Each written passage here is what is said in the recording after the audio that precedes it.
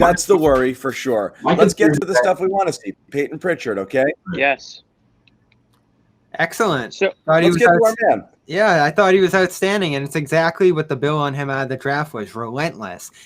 Nothing scared him at all about going at that team tonight. Even defensively, switching on to Embiid, one of those possessions even got in killed. The first half, even before it became total scrub time in the second half, his first appearance when he first went out there, he looked like he belonged. Yeah, he bombs into the paint, the pull-up shots. Not the best three-point shooting night ever, but a good debut here all around from him. And he gets the early minutes, too. As we start talking about some of these rookie minutes, he was the first guy off the bench in rotation as a secondary ball handler for them. You know, Jeff Teague comes in and gets some more in the third quarter. But the trust there is immediate, not only from Danny Ainge at the top, but Brad Stevens has talked glowingly of him. We'll get into some of the Aaron Naismith situation, I guess you could call it. Yeah, I'm interested in talking about that, too. But yeah. Pritchard, all around, looks like he's ready to go right now, and that's what you expect out of a 4-year college player coming in. Yeah, I mean, like I said earlier about the comfort level, he just looked like someone that just he's been in the league before, and obviously when he first checks in and knocks down a three-pointer, it showed.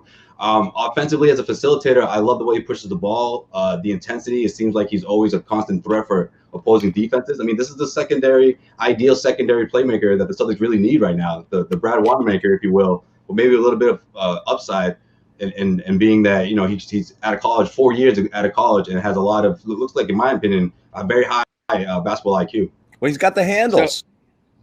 So he does have the handles. I touched on that a bit.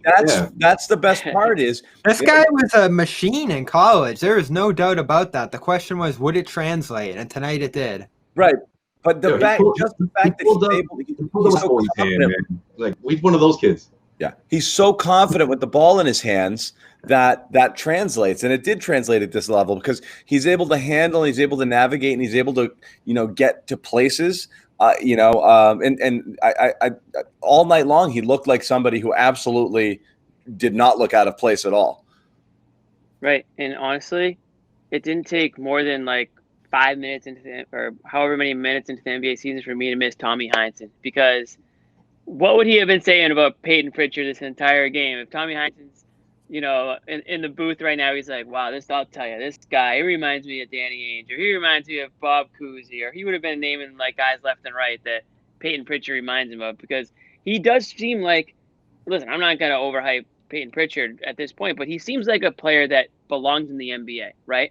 And I think I texted it to you guys. I was like, he's already done more than Romeo has done in his NBA career, and he's 5 minutes into his preseason career. Like, he already just kind of he's shown more. Yeah, he's shown more. Like, you already just kind of feel better about like what this guy could possibly do to help the team. He's not gonna, you know, drop 30 points, and he's not Tyler Hero or anything like that. But what I'm saying is, like, he actually looks like a player who can contribute off the bench, which, believe it or not, is something that we rarely have been able to say over the last few years. You know, especially this early into, you know, this stage into the preseason, even, and to say, oh, looks like Danny Ainge may have, you know, gotten a guy here late in the first round that we could actually, you know, use. We've done this before, so careful.